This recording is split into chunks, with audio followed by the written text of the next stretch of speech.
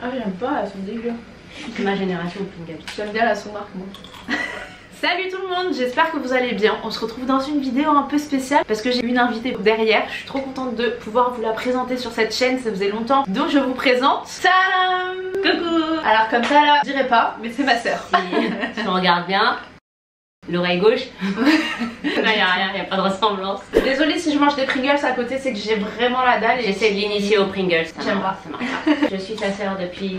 Est-ce que je dois le dire? Depuis plus de 30 ans, justement, c'est le thème. Bien plus de 30 ans. Moi non. Moi t'es ma soeur que depuis une vingtaine d'années quoi. Ah ouais, c'est ça. Ouais. On dirait pas, mais elle est plus âgée que moi du coup. J'ai envie d'adopter un nouveau format sur ma chaîne. Vous me dites si ça vous plaît ou pas, dans lequel on va échanger sur plusieurs thèmes. Et le premier thème de cette vidéo, vous l'avez déjà vu en titre, la réalité sur le fait de grandir, moi pendant ma vingtaine et elle du coup pendant sa trentaine. Et je trouve ça intéressant de pouvoir échanger sur le sujet en faisant à manger, parce que n'oublions pas, nous sommes sur ma chaîne, rien que ça bouffe ici tout simplement. Alors aujourd'hui on a opté pour un banana bread, donc c'est pour ça que vous voyez les aliments derrière. Je ne sais absolument pas ce que ça va donner hein. Moi aussi t'es la reine du banana bread. La reine du banana bread. Ah c'est une de nos recettes préférées à la maison. Ouais c'est vrai. Mais il y a des jours où ça rate complètement et d'autres jours où ça fonctionne. Donc j'ai pris la recette sur Marmiton. Au niveau des ingrédients je trouve que c'est facile parce que tu peux ajouter le nombre de personnes et ça te fait le grammage tout de suite. T'en fais souvent des bananas? J'en faisais, mais c'est vrai que les enfants, parce que oui j'ai 2 kids, adorent ça. Et comme je suis adepte du healthy alors ouais, il faudra que je sorte une vidéo parce que ça va être marrant, dans laquelle on va échanger nos routines alimentaires parce que je sais pas, vous verrez bien, je vais pas spoiler, mais c'est à base de soja, de tofu, etc. Moi j'aime bien manger healthy, j'aime bien manger des choses végé, vegan, etc. Mais il faut pas pousser trop loin. Et elle c'est pousser trop loin. Let's go, première étape, je me souviens, franchement ça fait longtemps que j'ai pas fait de banane. Écraser les bananes. Ouais, écraser les bananes. D'ailleurs nous sommes chez ma mère, hein. On a squatté sa cuisine. On a squatté sa cuisine qui nous accueille chez elle. Bon, on va entamer cette première discussion parce que je trouve ça intéressant de pouvoir échanger, je sais pas, avec des gens qui sont pas forcément de la même génération. Un peu, on va dire, la réalité sur le fait de grandir. À quel moment tu t'es rendu compte que t'avais vraiment grandi et que là, waouh, c'est bon, ça t'a un peu en mode révélation, ça y est, là, j'ai évolué, j'ai grandi. Je crois pas que t'as un déclic comme ça. Après, c'est mon expérience, c'est que j'ai pas eu un déclic en me disant du jour au lendemain, bah tiens ça y est là, je peux plus faire ça, j'ai grandi, ou j'ai plus l'âge de faire ci, ou j'ai plus l'âge de faire ça. Pour ma part ça s'est vraiment fait progressivement et ça continue encore, parce qu'il y a encore des choses où je réalise pas trop. Et j'ai l'impression que c'est peut-être le meilleur moyen, parce que quand c'est du jour au lendemain, bah parfois t'es pas toujours prêt, ou tu l'acceptes pas. Puis encore quand on te le fait remarquer, c'est à dire que toi dans ta tête tu crois que t'es encore jeune et là on te dit c'est ça. En réalité c'est la life quoi, c'est un peu le cours de la vie. Moi par exemple, le moment où ça m'a grave frappé, c'est, et je vous en ai parlé un petit peu, le fait de rentrer un peu dans la vie active, parce que bah, quand t'es dans tes études, pour ceux qui le savent, j'ai fait du droit, bah t'es un peu porté par le truc, tu continues sans forcément te poser des questions. Récemment, j'ai dû me poser plein de questions et le fait de devoir prendre des décisions sur un peu l'avenir qui t'attend, etc. Bah c'est là que je me suis rendu compte, je me suis dit purée, ça y est, bah c'est fini quoi, l'époque où je me laissais un peu porter par le vent et j'ai trouvé ça difficile. En fait ça m'a frappé en pleine tête. Donc toi t'as eu la version plutôt d'un coup t'as eu un petit déclic. D'un coup j'ai eu un petit déclic. Ça s'est un peu traduit au milieu de ma vingtaine. Début vingtaine ça allait encore, mais là milieu vingtaine, je suis rattrapée par la vieillesse. Une date de grammage qu'on avance ce banana. Alors on a 25, 50. Bon autant vous dire, je vais t'afficher. Ouais mais je vais t'afficher, mais c'est pas la meilleure en cuisine les gars. Non. 85, très honnêtement je trouve ça un peu beaucoup, on n'a peut-être pas besoin de tout ça. Voilà, le côté tofu qui revient purée. Mais viens on suit 85. Ouais, j'ai enlevé quand même 25. Mais t'es sûre de ton choix là? Parce que si on commence à dévier la recette... je suis sûre de moi, fais confiance. Et ce que je trouverais intéressant dans ce que tu as dit, pour rebondir là-dessus, c'est que c'est étonnant parce que moi, au même âge, t'as dit, c'était mi-vingtaine, c'est ça? Ah, j'étais loin de tout ça. J'étais tellement dans tout ce qui était vie active, je m'éclatais tellement dans ma vie professionnelle que, au fait, je réfléchissais même pas, je me prenais même pas la tête à me dire est-ce que c'est histoire d'âge, de pas d'âge. Je vivais juste les choses pleinement. Il y avait cette légèreté, en fait, j'ai gardé cette légèreté jusqu'à ce que j'ai des enfants. C'est la maternité qui a fait que là, bah, tu deviens responsable, t'as pas le choix parce que t'as une responsabilité d'enfant, ils peuvent rien faire sans toi.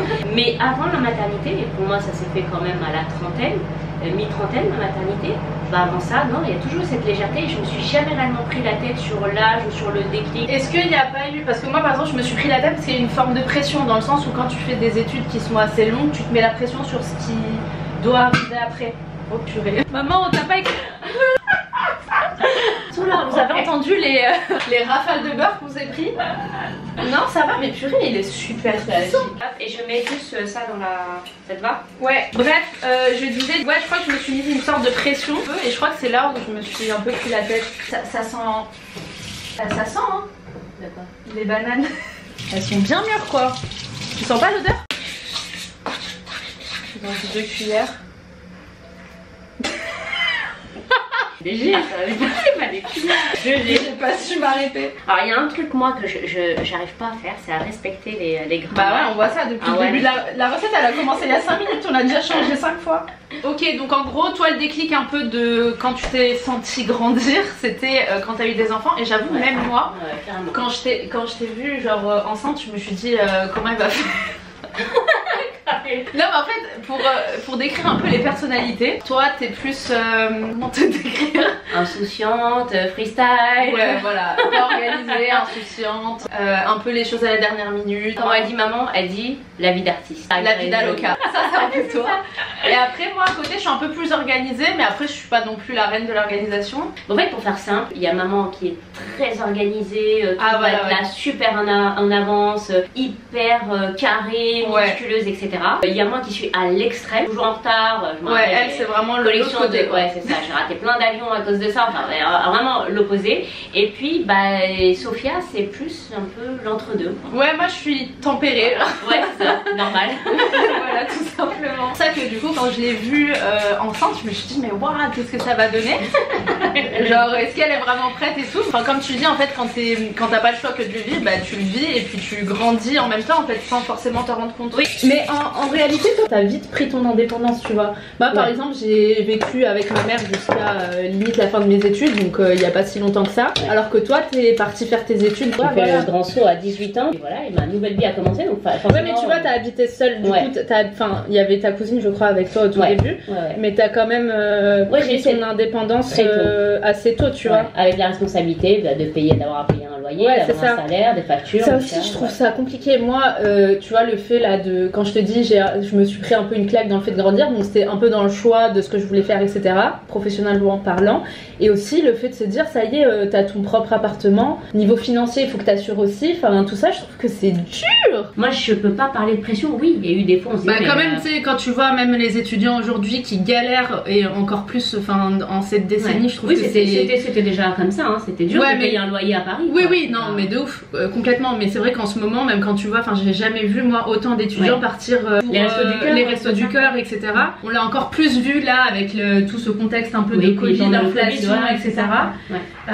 Et c'est pour ça que je trouve ça quand même hyper courageux tu vois de quitter tes parents etc. et de partir à l'autre bout de la France pour faire tes études. Et je trouve que ça rajoute un peu une pression en plus dans le sens où bah t'as un loyer, tandis que moi pendant mes études j'avais pas ces questions là. Je vivais chez ma mère, j'avais pas surtout quand tu fais des études qui sont assez longues, bah t'as pas de salaire en fait, donc tu peux même pas t'assumer. Et t'as pas le temps de travailler en réalité. Et j'en vois beaucoup en droit et il y en a beaucoup qui me posent la question, est-ce que c'est possible par exemple de passer le CRFPA et de travailler en même temps? Si tu prends une année en tout pour le faire, oui, mais encore une fois je trouve ça difficile de pas se concentrer sur un objectif, sur un seul objectif et d'avoir plusieurs choses à lier, donc je trouve ça quand même hyper courageux. Je dis mais en fait t'es payé que dalle. Même au bout de 6-7 ans d'études, on n'est même pas payé au SMIC. Et puis il faut bien vivre entre temps. Ouais, c'est ça. Il faut bien vivre et pour certains payer le loyer, etc. Donc après ça m'a appris à tout gérer, hein, en réalité à gérer un appart, à gérer les factures. Parce que finalement t'es adulte, à 18 ans, tu payes pas ta facture, on vient de voir. Hein, on va pas te dire bah non, tu vois, tu commences. C'est ça qui est cool même pour moi en tant que petite sœur, c'est que j'ai souvent eu l'occasion de te poser des questions sur des choses sur lesquelles t'étais déjà passé. Genre je sais pas, je dis n'importe quoi, les impôts, j'allais dire le truc qui bloque beaucoup de mots, les impôts. Ouais mais bon, on se ramasse, mais c'est comme ça qu'on apprend. Dans ma première déclaration d'impôt, je me suis fait aligner de 2000 € parce que parce que je m'étais trompée, bah je connaissais pas, je savais pas, j'ai fait un peu comme ça, freestyle, et finalement 2000 €, et alors que je disais bah c'est ma première, je suis désolée, j'ai pas fait exprès, mais en fait non, ils s'en fichent. Je sais pas. D'ailleurs, j'utilise jamais du sucre blanc. D'ailleurs, c'est bon, chez moi, elles étaient étonnées. Il n'y a pas de sucre chez moi. Oh la dépression frère. Elle voulait du sucre pour un café. Je voulais juste du sucre parce que je me suis fait un café, genre la base, je sais pas, même quand tu reçois des invités, tu te dois d'avoir du sucre chez toi. Elle me dit j'ai pas de sucre. Ouais, du sirop d'agave, mais bon, même ça, c'est pas terrible que le miel. Mais non, on n'en met pas. Et si je devais avoir du sucre, parce que j'en avais quand même, c'est du sucre roux. Oui, moi aussi, moi aussi. Bon, les gars, je crois qu'on arrive à bout du banana bread. Il manque plus. Bah non, ça y est, on a mis la levure chimique. Donc là, il manque plus qu'à mettre dans le moule et au four. En vrai, c'était simple. Longtemps pour la fête. Ouais, ça fait longtemps, mais c'est dur de parler quand tu fais une recette en même temps, donc je pouvais pas choisir un. Genre, on n'allait pas faire un couscous, tu vois. Est-ce que tu vois autre chose qui t'a changé et genre là, tu t'es dit aussi, bah ça y est, j'ai grandi, j'ai évolué? Ouais, clairement, le rapport à l'argent. C'est pas le même rapport quand t'as la vingtaine et quand t'as la trentaine. Ça rejoint un peu ce qu'on disait tout à l'heure sur le fait d'avoir des responsabilités, etc. Ça t'entraîne déjà à manipuler l'argent, à en gagner, à savoir comment en gagner et à savoir aussi comment le négocier. Il y a un truc qui me frappe aujourd'hui, c'est la différence que quand j'avais 20 ans, j'avais du mal à négocier mon salaire, j'avais un peu honte de... Tu vois, t'as un peu ce truc, tu sais pas trop comment. La nouvelle génération, ouais, on est là pour tout casser les gars. On est en décomplexé. Ouais, que ce soit, moi dans mes études en droit, notre génération dénonce beaucoup plus le traitement qui est fait aux jeunes collaborateurs, aux stagiaires, etc. qu'avant. Avant, on sait faire, on disait rien. La vision du travail, aujourd'hui, la nouvelle génération, enfin moi perso, je vois le travail comme un deuxième aspect de ma vie. Le premier aspect de ma vie, moi c'est ma vie perso.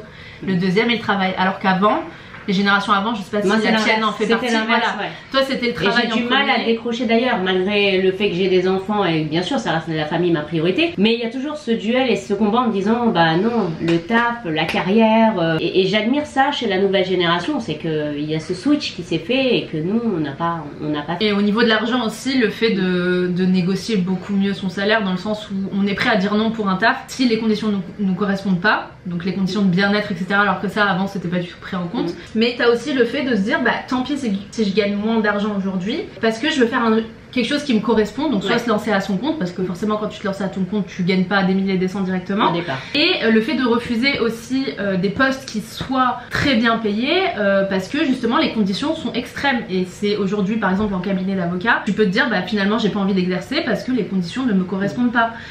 Après je généralise pas parce que chaque cabinet a son... Quand c'est vraiment une passion, tu vas au-delà de tout ça, mais bon, à un moment donné ça te rattrape tôt ou tard. Mais tu vois, finalement on pense aussi à l'argent, mais t'as le bien-être qui vient aussi rattraper un peu cette notion d'argent en se disant bah quitte à gagner moins, au moins je serai heureuse, tu vois. Donc ouais, hyper intéressant en tout cas de voir les différences générationnelles. J'espère que ces sujets vous plaisent, n'hésitez pas à nous dire en commentaire ce que vous en pensez. On a beaucoup parlé, mais je trouve ça intéressant de pouvoir échanger et d'élever un peu mon contenu parfois un peu plus sérieux, même si on fera des challenges ensemble. Et puis on se retrouve autour du banana bread parce que bien évidemment sur ma chaîne il y a l'étape dégustation et on verra s'il est dégueu ou s'il est bon.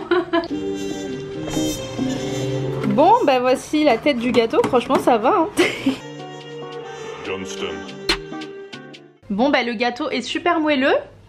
Je pense que là on peut dire que c'est une réussite. Bon, on se retrouve quelques temps après. Donc après la cuisson du gâteau, nous avons changé d'endroit. Nous sommes chez Hanen, ma soeur. Dégustation. Ouais. On a ce qu'il faut. Bon, comment t'as trouvé cette petite première vidéo avec moi? Ça fait longtemps que tu me demandais d'en faire une et à chaque fois je dis ouais j'ai pas le temps cette semaine, la semaine prochaine. Et franchement non, top. Bon, bah plutôt naturel, simple, facile. Bah oui, voilà, on se fait un truc, on se prend pas trop la tête. Ouais. Bon, en tout cas, n'hésitez pas à nous dire ce que vous en avez pensé. Je suis en train de me régaler avec le banana bread, il est trop bon. Il est bien sucré. J'avoue qu'on aurait pu peut-être baisser un peu le sucre, mais... En général, moi j'en mets pas. Il n'y a pas besoin avec les bananes. Si, un petit peu quand même, c'est bon. Les enfants là, de l'autre côté, on les entend, ils ont hâte.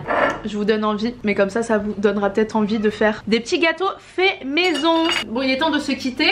Moi, je vais me régaler avec ma famille et puis on se retrouve bientôt pour une prochaine vidéo en compagnie de Hanen. Yes. Allez, gros bisous. À bientôt. Ciao. Les enfants, vous pouvez venir. C'est le gâteau. Allez, on s'assoit à table et on fait le goûter.